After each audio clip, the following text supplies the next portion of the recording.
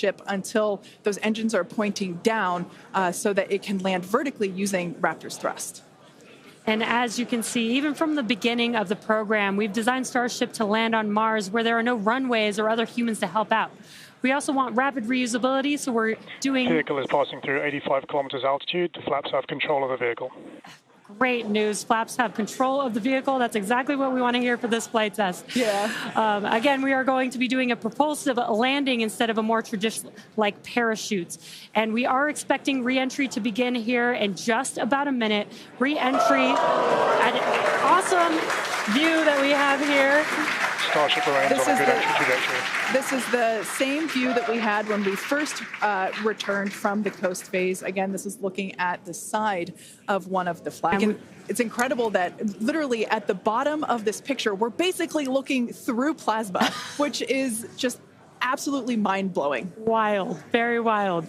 Now we are expecting entry to begin here in about 30 seconds or so. Entry to splashdown is expected to last about 6 minutes long. And that flip maneuver should occur around about 10 minutes before splashdown. And such incredible views that we're getting. Approaching peak heating region. Great call-outs there. Yeah, these views are absolutely astounding. Nose temperatures continue to rise within expected region. And in your bottom right-hand corner, you can also follow along with the altitude of ship as it's returning back to Earth. So once again, this view is basically looking down into the plasma blanket that is building up around the exterior of Starship. It is traveling, as you can see on your screen. You can look in the bottom right-hand corner and see how fast it's going, how high it is, as well as the general orientation. Again, we're seeing a lot more stability, a lot more control here on this flight, which is great. It shows that the iterations, the learning... Starship is now in expected peak heating region. All right, great news there, telling us that this is basically the hottest point that Starship should get during its re-entry. Now, the heat shield is working with the atmosphere for some free braking, okay? The atmosphere is helping to slow the Starship down. Yeah, exactly. We're not using any engines or thrust to slow the vehicle down. Exactly what Kate mentioned. We're just using the atmosphere and those heat shield tiles protecting the vehicle as it's coming through that high heat temperature. Yeah. Now, this is another one of those moments that we have been waiting for. Right now, the ship is currently re-entering the Earth's atmosphere, and by all looks and all call-outs that we're hearing on the net, it is doing pretty well. Now, we do not plan to recover the spacecraft today, but rapid and reliable reusability is the ultimate goal.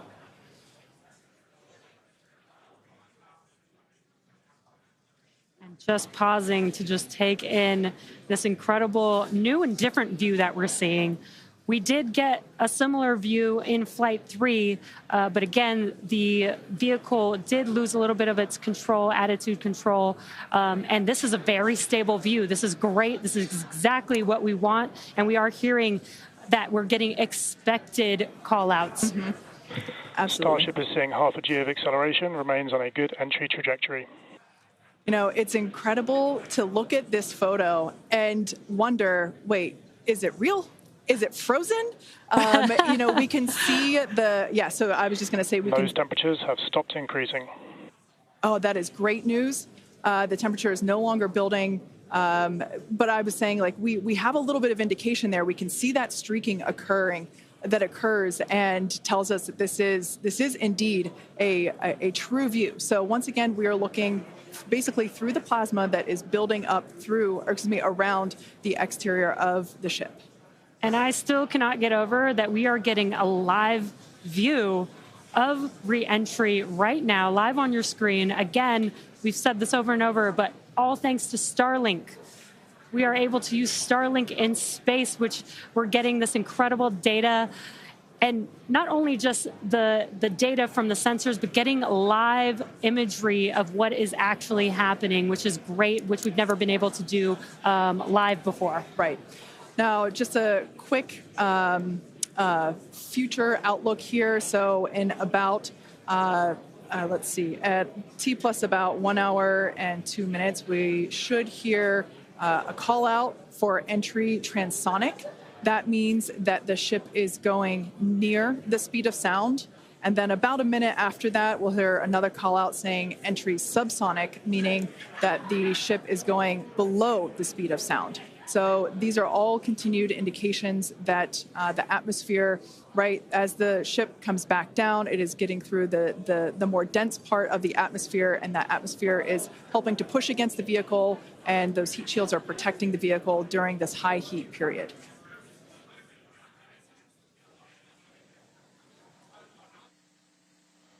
Yeah, Kate and Jesse, we're starting to see as the atmosphere gets denser, you're starting to see a few more particles make an appearance in the plasma there. You can see you're looking down at the aft end of the ship in the top left, and you're seeing essentially the go through reentry. You've been hearing the call-outs. They're tracking things like temperatures in the nose cone, and those were right where we modeled them to be, which is really cool to see and to see in real time. But we're coming up, we're at about 67 kilometers in altitude. Our last signal with the ship on Flight 3 was at 65, so we should be making it past that point shortly. Obviously, as you guys pointed out, we're in a much better control this time as we re-entered in the right attitude, and our flaps have been steering the way so far. Once we get through Transonic, that's when you've got essentially Raptor landing bird. Different areas around the vehicle where the air is either moving faster or slower than the speed of sound. We'll eventually get to subsonic, which we have some experience with. We did in our suborbital campaign. Startup Raptor chill. And then Starship will eventually get down to its terminal velocity as it's floating down to the water. That's just about 200 miles an hour or so. We are hearing that we're starting to chill some of the engines as we are, if we make it all the way down to the water, still going to attempt a landing burn, but still made it through what's expected to be the peak heating. But now we're going to start encountering increased pressures as the atmosphere gets thicker and thicker. So we're at 63 kilometers, so we've already made it farther than we did on our last flight when that last signal was coming at 65 kilometers. So again, what we're really looking at here is the performance of the heat shield, of the flaps, of the seals in the flaps. There's just a whole bunch of different areas that we're keeping a really close eye on as we re-enter.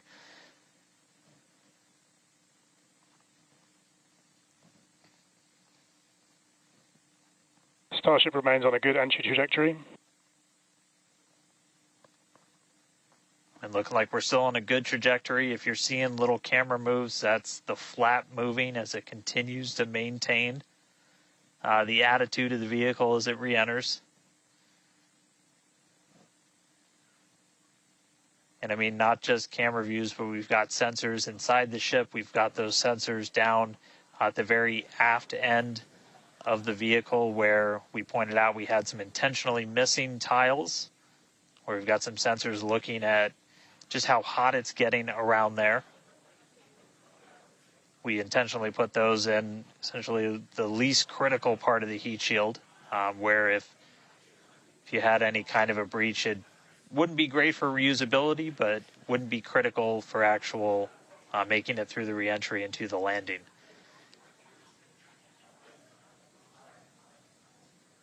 "58 kilometers, we're continuing to descend.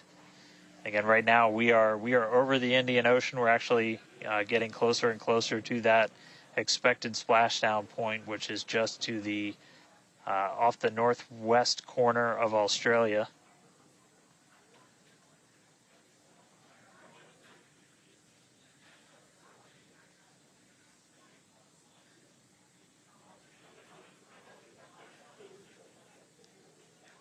And if you keep an eye on our speed, the speed is dropping. We're hitting the thicker part of the atmosphere now. The speed's going to start dropping precipitously.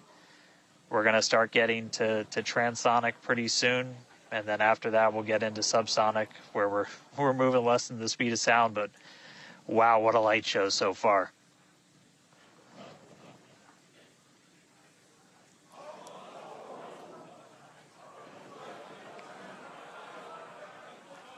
External temperatures are starting to come down. Again, this camera view is looking right at one of the forward flaps. And we're strategically putting some cameras around the vehicle to just look at the different areas that looks like we got the flap starting to come apart a little. Yeah, it does appear that we have a little bit of burn through there. We can see pieces of the vehicle flying off. What a show it has been. It's been like watching Interstellar or something. This is wild, but the ship is still coming down, which is incredible to see. How far can it go? That is the question. Keep your eye on the altitude in the bottom right-hand corner. We're at 54 kilometers right now. Now, ultimately, the data is the payload today. We've been saying it multiple times. Our teams are sitting, reviewing this data live, learning where the hot spots are. As you can see, there's an obvious hot spot there with the flap, and learning how we can improve this design. The goal was to get as far through this high heat re-entry as possible. Ideally, we'd love to make it all the way down and perform that landing burn and flip maneuver, but we may not get that far today. We will see. Again, this is a test, and we are gathering as much data as possible, visual data as well, which we can see here. We are getting a lot of debris covering the camera on your screen, but we can still see some of those sparks and flames from that high heat as ship is making its way back down to Earth. Ship now at 50 kilometers and closing. The good news is we still got, looks like that camera lens just cracked. It's safe to say ship's getting a little beat up, but that's to be expected on a test flight. We are still learning how to improve the ship for total survival and recovery of the high heat reentry. I'm honestly impressed that we're still getting this live view despite how much debris is coming off of this flap right now. The fact that we've got it is good news.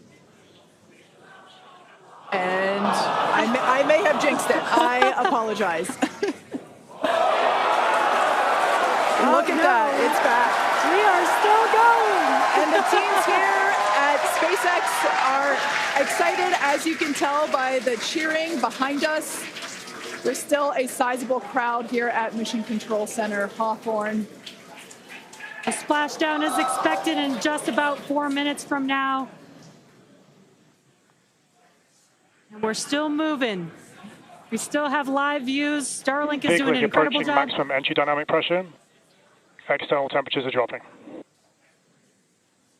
Okay, good news. Those external pressures are dropping. The question is, how much of the ship is left? We can't really tell. We can still see some of that particulate coming off. And unfortunately, we do have a cracked camera lens. But for any photographers out there and videographers, we know that's part of the gig sometimes. Yeah, and you can see that the speed is rapidly slowing down. That's actually really great news for us. We want the vehicle to be slowing down before it splashes down into the ocean. That'll help set us up for that flip maneuver, engines first down into the water. Exactly. So we have seen this flip maneuver demonstrated on previous high altitude flight tests like serial number 8. Oh, more views. Or I should say, more light coming through the view that we have through that cracked and dirtied lens there. But yeah, so we're hoping that this flip maneuver, that we can pull it off as soon as we get those views back. If we can get them, if the ship is still around, we will bring it back to you. Vehicle has passed maximum dynamic pressure. That is great news. Maximum dynamic pressure being the moment in which the vehicle experiences the greatest amount of aerodynamic pressure. Speed still dropping. We're now at 37 kilometers above the ocean. Just like Flight 3, we are targeting a splashdown in the water in the Indian Ocean. And we don't have a live view right now, but because we're still getting data and telemetry, that does tell us that ship is still doing okay, at least. And there we got that live view back. The crowd very excited to see that view. not being able to see very much. The fact that it's there tells us the ship is still alive. Yes, and For now. collecting data, continuing to collect data as we get closer and closer to Earth. Yes, now 30 kilometers, now 29 above the Indian Starship is Ocean. at 30 kilometers altitude, Mach 2. Sounds like the vehicle's traveling, as we just heard, Mach 2, which is, looks like we might, I thought maybe it might clear up. It is a little bit, now at T+1 hour, 3 minutes and 13 seconds into Starship Flight 4, hoping that the ship can hang on. It's probably potentially hanging on by a couple of bolts and threads, but it's still going, and that is excellent news. That deceleration is looking incredible. We're about to go under 1,000 kilometers per hour. Yeah. Starship is at 20 kilometers altitude. Now, keep in mind that even though we can't see anything, the data itself is what we really are. Starship is subsonic. Subsonic, they're telling us it's traveling below the speed of sound.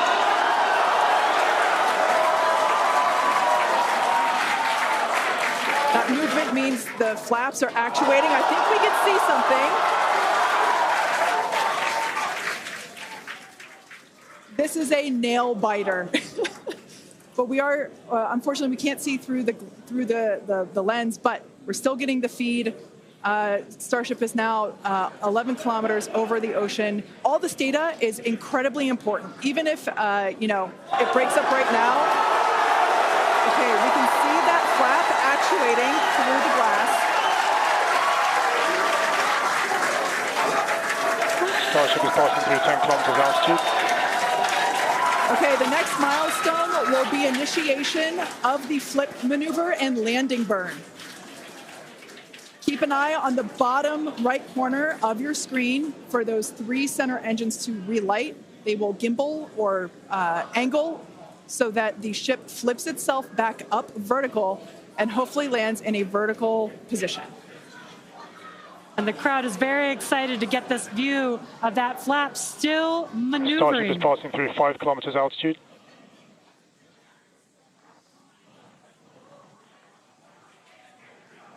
This is incredible. We're getting very close to splashdown. These fireflies are such a good sign of life right now.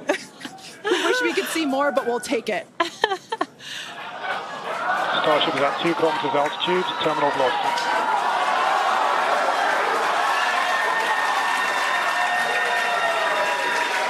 Landing burn startup for Starship. All right, good news there.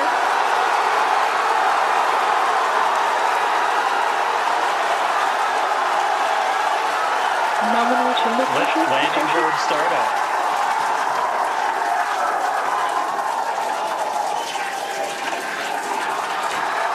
Starship is in landing burn. Landing burn shutdown. The landing burn shutdown was commanded.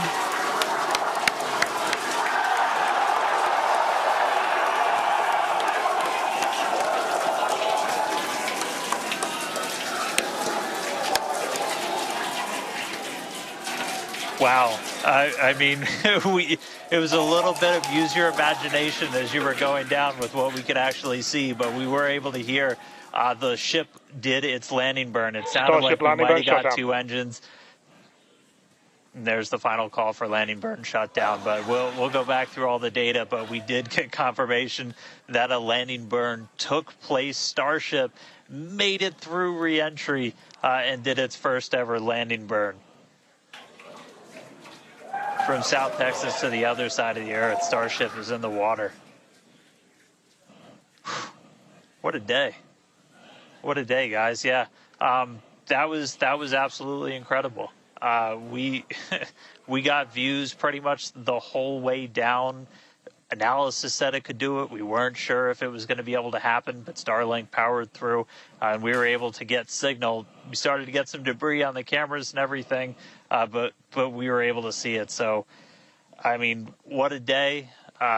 just recapping, everything started off today. We lifted off from here in Starbase just about an hour ago. It feels like a lifetime.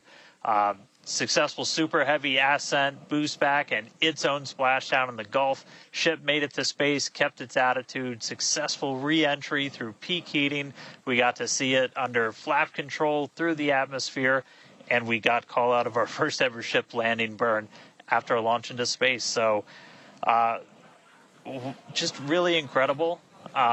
So I'm going to take some time to collect myself, but wow, that was incredible. I can't wait for the next one. Over to you guys. It was so loud here. I haven't heard the crowd get that loud probably since liftoff of Flight 1, honestly. That was incredible. Congratulations to our teammates, to everyone who supported the Starship program. Thanks to all of our future customers for your support. And we'd also like to thank the people of Cameron County, Texas, as well as the Coast Guard, the Federal Aviation Administration, and the government of Mexico. And since Starship got a little bit toasty from that extreme heat of reentry, and we've got our very own Starship right here, let's have a toast of our own. I've been waiting all morning for this. Okay, may I? Light me up. Yeah.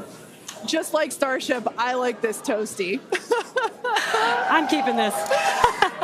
Now, we've got more Starship test flights coming to you soon. Be sure to follow the SpaceX account on X for more updates from today's test flight and future Starship tests. Thanks for watching, and we will see you next time.